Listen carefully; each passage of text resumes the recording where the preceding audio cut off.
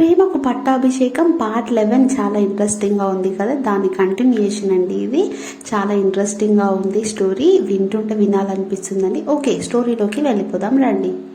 సుధా మరియు తనయులు బైక్ పై వెళ్తున్నప్పుడు speed breaker దగ్గర ఉన్నట్టుండి ఒక్కసారి కుదుపుకి లోనై బైక్ వెనక కూర్చున్న ఆమె బలంగా అతనిని గుద్దుకున్నట్టుగా తాకింది.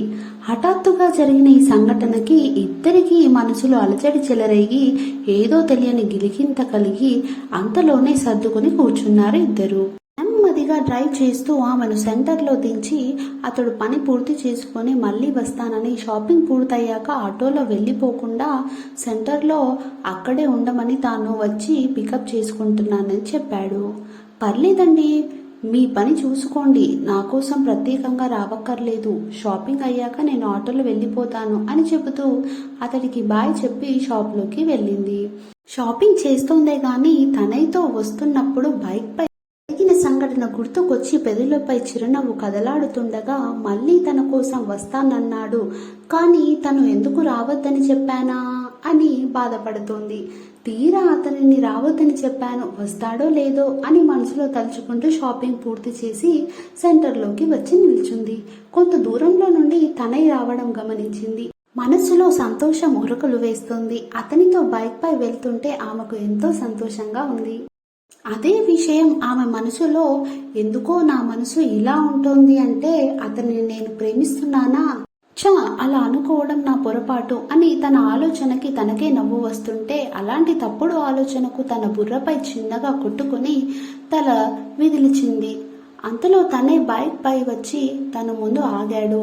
ఏ మొద్దు, తెల్లారిందిలే, బారెడు పొద్దెక్కింది, ఇంకా పడుకుని ఉన్నావు, లేచి చదువుకో అని శారద ఆమెను తట్టి లేపుతుంటే మత్తుగా తల విదిలించుకుంటూ ఒళ్ళు విరుచుకుంటూ లేచిన ఆమె, అయ్యో నేను నిద్రలో కలగన్నానా, ఇదంతా నా కళ, అయ్యో ఎంత మంచి కళ వచ్చింది, ఆ కళంతా పాడు చేసింది అని తల్లిని తిట్టుకుంటూ ఆ కళలో ఇంకా ఏమి జరిగేదో మళ్ళీ అటువంటి కళ రాదు, కళలోనే అతని పక్కన కూర్చుంటే ఆనందపడిపోతున్నాను, ఇక జీవితంలో అతనితో 7 అడుగులు వేస్తే నా సంతోషానికి హద్దులు ఉండవు, అయినా నా పిచ్చి కానీ ఇవన్నీ జరుగుతాయా అని డీలా పడిపోతూ మంచం మీద నుండి లేచి బ్రష్ చేయడానికి వాష్రూమ్లోకి వెళ్ళి ఆలస్యంగా లేవడం వల్ల బ్రష్తో పాటే స్నానం కూడా చేసి వచ్చింది.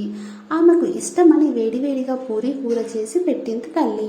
సెల్ చేత పట్టుకుని టిఫిన్ తింటూనే వారి ఫ్రెండ్ వాట్సాప్ గ్రూప్ చూసుకొని పనిలో పనిగా యూట్యూబ్లో వచ్చే సంగీతం పెట్టుకుని చూసి ఆనందిస్తూ టిఫిన్ పూర్తి చేసింది. ఆమె ముందు రోజు వచ్చేటప్పుడు జరిగిన చెడు సంఘటనలు ఈ కళ ద్వారా కొంత మర్చిపోయి తనలో తన జీవితాన్ని ఊహించుకుంటూ ఆ రోజు అంతా గడిపేసింది. ఆ కళ రావడం వల్ల ఆమెకు తెలియకుండానే ఆమెలో హుషారు వచ్చేసింది. ఒకందుకు అలా కళ రావడం కూడా మంచిదే, లేదంటే ఆమె హుషారుగా ఉండకుండా డల్ అయిపోయి డీలాగా కనిపిస్తే తల్లిదండ్రులకి అనుమానం వస్తే అప్పుడు ఆమె పరిస్థితి వేరేలా ఉండేది. తన మనసులో తనే గురించి వస్తున్న ఆలోచనలు తలుచుకుంటే ఒక పక్క అతనిని ప్రేమిస్తున్నట్టుగా అనిపిస్తుంది, కానీ మళ్ళీ అది సాధ్యమయ్యే పనేనా, తనకొచ్చిన కళ నిజమైతే ఎంత బాగుంటుంది అని మనసులో పదే పదే తలుచుకుంటుంది. ఆమె ఆలోచనలో మునిగి తేలుతుండగానే వాళ్ళ బామ్మ, ఒసై సుధా, ఈ జాకెట్ పక్క కుట్లు ఇప్పవే, బాగా బిగుతైపోయింది, నీకు పుణ్యం ఉంటుంది అని బ్రతిమిలాడుతున్నట్లుగా అడిగింది. ఒసై ముసలి, నిన్న కాక మొన్న నన్ను ఏమని తిట్టావు, చదువు మానిపించమని నాన్నతో చెప్పలేదా నువ్వు, అలాంటి నీకు నేను కుట్లు ఎలా ఇప్పుతాను అంటూ బామ్మపై మండిపడుతూ వీధిలో ఆటలాడుతున్న పిల్లల్ని చూసి వీధి గుమ్మంలోకి వెళ్ళిపోతుంటే, ఇంకెప్పుడు అలా తిట్టనే నిన్ను కాలేజీ మానిపించమని ఎప్పుడు మీ నాన్నకు చెప్పను, ప్లీజే, పుణ్యం ఉంటుంది, కొంచెం కుట్లిప్పవే, నీకు ఎప్పుడైనా ఏదైనా సహాయం కావాలన్నా చేస్తాను, ఏ విషయంలో అయినా మీ నాన్నని ఒప్పించమంటే ఒప్పిస్తాను అని పలుకుతూ ముందర కాళ్ళకి బంధం వేస్తూ ఆమె చేతిలో జాకెట్ పెట్టింది.